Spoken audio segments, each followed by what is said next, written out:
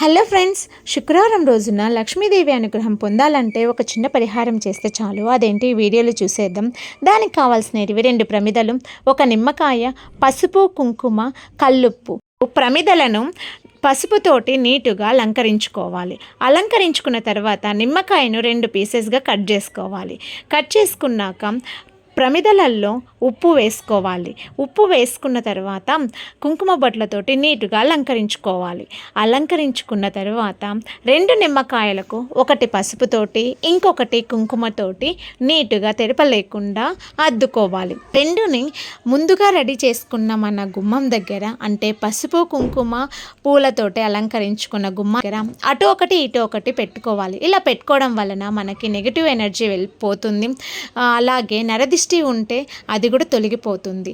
ఇలాగా ప్రతి శుక్రవారం చేసుకున్నామంటే మనకి దుష్ట దోషాలు ఉండవు. నచ్చితే లైక్